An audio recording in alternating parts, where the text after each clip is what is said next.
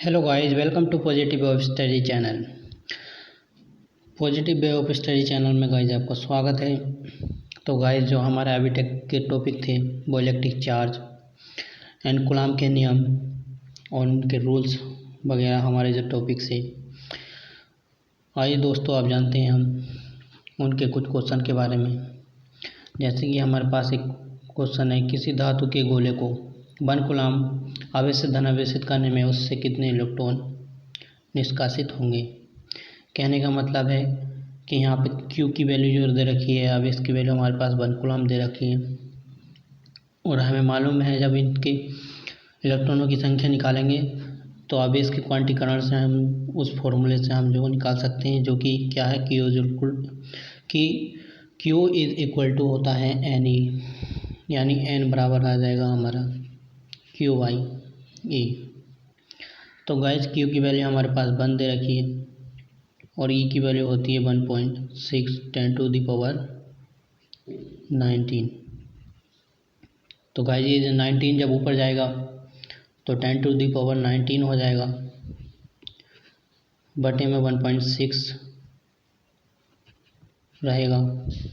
जब 1.6 से जब मल्टीप्लाई होगी गाइस, डिवाइड होगी 10⁻19 की, तो गाइस हमारे पास ये कुछ वैल्यू 6.25 और 10⁻18 आ जाएगी।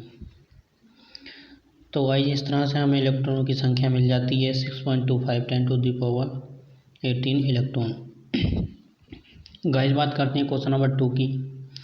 तो यहाँ पे दे रखा है, यदि किसी पिंड को 1 सेकंड में इतने इलेक्ट्रॉन दिए हैं 10⁻19 इलेक्ट्रॉन दिए जाएं तो अन्य पिंड में स्थानांतरित होते हैं तो 1 कूलॉम आवेश के स्थानांतरण से कितने समय लगेगा।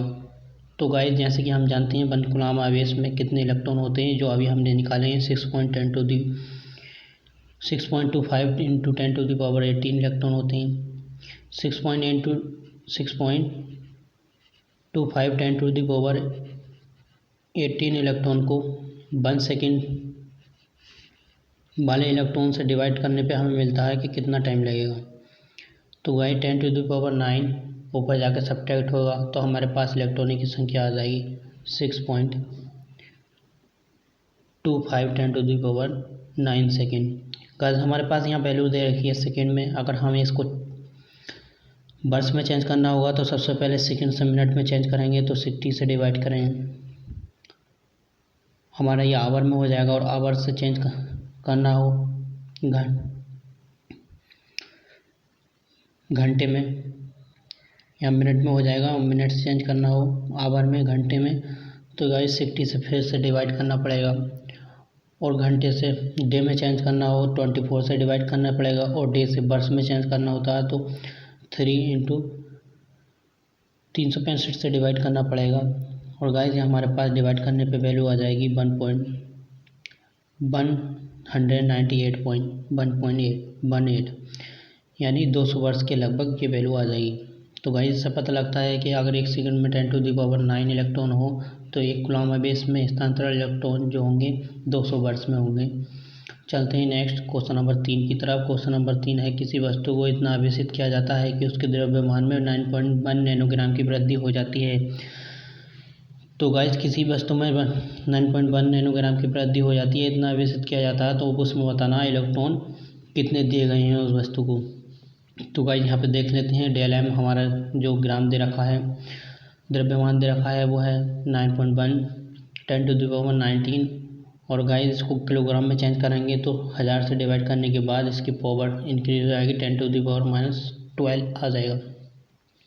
जैसे कि हम जानते हैं कि गाइस जो हमारा चार्ज होता है Q is equal to N e.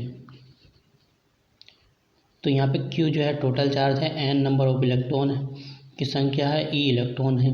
तो इसी तरह से गाइस जो यहाँ पे डेल है हमारा टोटल मास है किसी भी एटम का, और यहाँ पे नंबर ऑफ इलेक्ट्रॉन है, और एम ई क्या है, नंबर ऑफ इलेक्ट्रॉनों की संख्या है।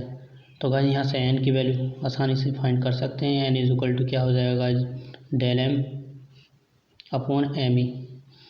तो डेल एम की वैल्यू हमारे पास पहले से ही गिवन है 9.10⁻⁻⁻⁻। और गाइस एम की वैल्यू हमारे पास क्या होती है, ये एक निश्चित मान होता है 9.1 10⁻31 होता। जब ये गाइस 31 ऊपर पहुँचेगा तो ये क्या हो जाएगा, पॉजिटिव हो जाएगा। 31 में से अगर 12 सब्ट्रैक्ट होगा तो हमारे पास जो गाइस वैल्यू आएगी वो 10⁻19 इलेक्ट्रॉन रहेंगे। देख सकते हैं क्योंकि 9.1 से 9.1 कैंसिल हो जाता। अब गाइस हमें फाइंड करना होगा कि इसमें आवेश का मान और प्रकृति पता करनी होगी, यानी क्यू की वैल्यू और ये किस प्रकृति का है हमें वो फाइंड करना होगा। तो देख सकते हैं Q इज इक्वल टू क्या फॉर्मूला होता है Ne और 10⁻19 हमारे पास इलेक्ट्रॉन आ चुके हैं। ये वाले 1.6 10⁻19 इलेक्ट्रॉन की वैल्यू होती है। 10⁻19 से ये कैंसिल होने के बाद हमारा आंसर 1.6 आएगा। तो गाइस क्योंकि वस्तु को इलेक्ट्रॉन दे गए हैं तो जो है हमारी प्रकृति जो होगी इसकी ऋणावेशित होगी। अगर वस्तु से इलेक्ट्रॉन लिए जाते हैं तो गाइस उसकी प्रकृति क्या हो जाती थी, धनात्मक होती या पॉजिटिव होती। तो चलते हैं नेक्स्ट क्वेश्चन की ओर। क्वेश्चन नंबर 4 हमारा है, एक सिक्के में कितने इलेक्ट्रॉन निकाल लिए जाएं। एक सिक्के से कितने इलेक्ट्रॉन निकाले जाएं कि उस पर 10⁻⁻7 कूलम का आवेश आ जाए। तो गाइस हम जानते हैं इलेक्ट्रॉन का जो मूल चार्ज होता है 1.6 10⁻19 कूलम होता है। अगर सिक्के से निकाले जाते हैं इलेक्ट्रॉन तो टोटल इलेक्ट्रॉन कितने होंगे, क्यू बराबर एन ही होता है। और गाइस एन का हमें पता करना है और 1.6 हमारी ई की वैल्यू होती है। तो एन इज इक्वल टू 10⁻⁻7 आ जाएगा। और गाइस देख सकते हैं अगर 10⁻19 ऊपर जाकर प्लस का हो जाएगा और -7 इसमें से सब्ट्रैक्ट होगा और बटे में 1.6 आ चुका है। तो गाइस जैसे कि हम पहले भी सोल्व कर चुके हैं इसको, 1.6 से अगर 10 को डिवाइड करेंगे तो 6.25 आएगा।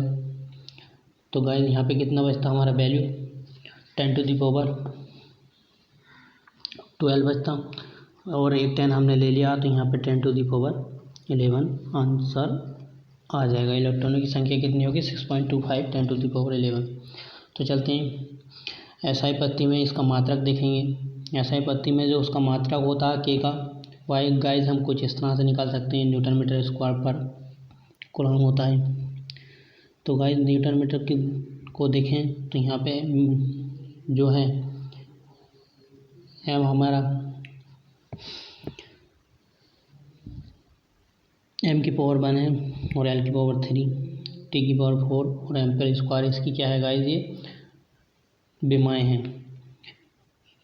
तो चलते हैं गाइस इसमें देखते हैं सीजीएस पत्ती में इसका मात्रक क्या होता है।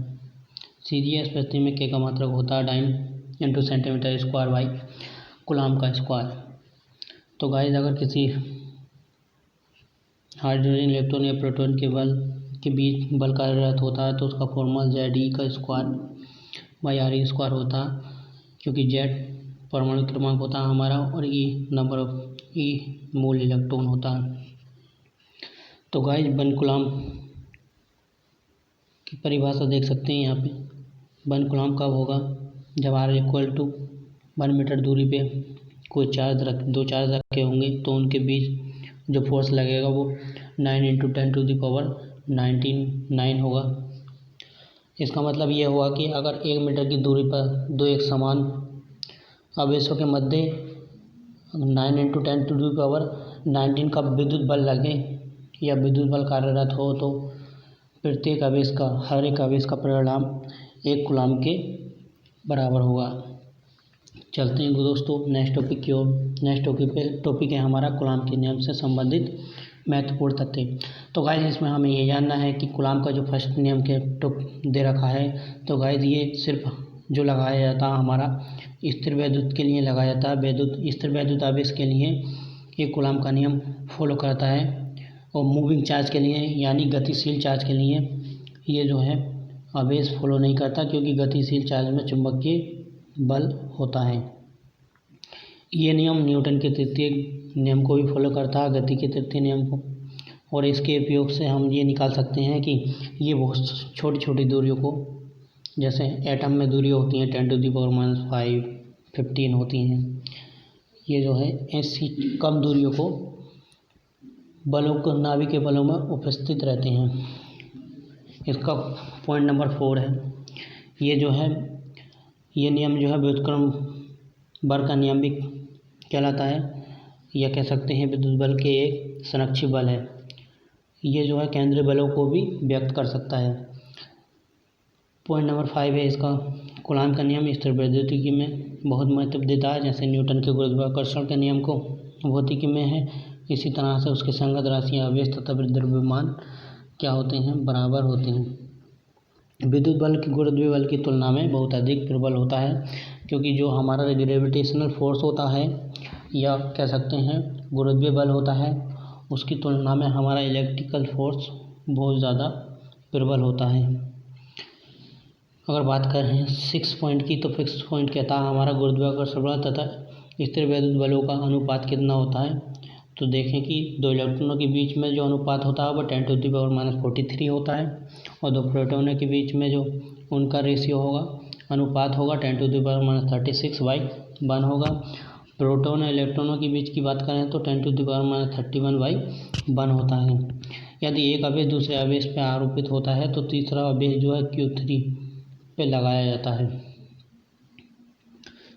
बात करते हैं क्वेश्चन नंबर 6 की, तो हमारे पास हाइड्रोजन परमाणु में इलेक्ट्रॉन तथा प्रोटॉन के बीच की दूरी इतनी दे रखी है। इलेक्ट्रॉन प्रोटॉन के बीच की दूरी इतनी दे रखी है, उनके मध्य वैद्युत आकर्षण बल का परिकलन करना है। वैद्युत बल यानी इलेक्ट्रिक फोर्स बताना है कूलॉम के नियम से, और ये बताना है कि इस बल को गुरुत्वाकर्षण बल से तुलना कीजिए है। तुलना का मतलब ये है कि ये बताना है कि हमारा इलेक्ट्रिकल फोर्स ग्रेविटेशनल फोर्स है या गुरुत्वाकर्षण बल से कितना अधिक प्रबल है। तो देखते हैं गाइस, यहाँ पे कुछ वैल्यूज़ दे रखी हैं। ग्रेविटेशनल फोर्स की कांस्टेंट दे रखा है, नियतांक दे रखा है 6.67 10⁻⁻11 न्यूटन मीटर स्क्वायर प्रति किलोग्राम। इलेक्ट्रॉन का आवेश दे रखा है 1.6 10⁻19, और गाइस प्रोटॉन का भी आवेश यही होता है 1.6 10⁻19। इलेक्ट्रॉन के द्रव्यमान की बात करें तो गाइस इलेक्ट्रॉन का द्रव्यमान प्रीवियस क्वेश्चन में भी देखा है 9.1 10⁻31 किलोग्राम होता है। प्रोटॉन का द्रव्यमान की बात करें तो 1.67 10⁻27 किलोग्राम होता है। तो गाइस आइए जानते हैं इलेक्ट्रिकल फोर्स के बारे में। इलेक्ट्रिकल फोर्स का फॉर्मूला होता है Fe, जो माइनस आया गाइस तो ये जो है इलेक्ट्रॉन की वजह से आया, क्योंकि प्रोटॉन हमारा पॉजिटिव होता है, इलेक्ट्रॉन नेगेटिव होता है।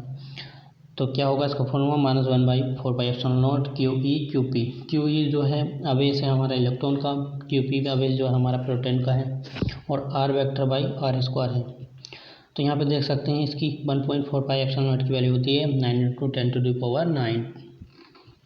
1.6 10⁻38 हो जाएगा, 19 दूनी 38 होता है। इसकी पावर ऐड होने के बाद 1.6 × 1.6 × 10⁻13 R² हो जाएगा। अब बात करें गुरुत्वाकर्षण बल की, तो Fg वेक्टर इक्वल टू हो जाएगा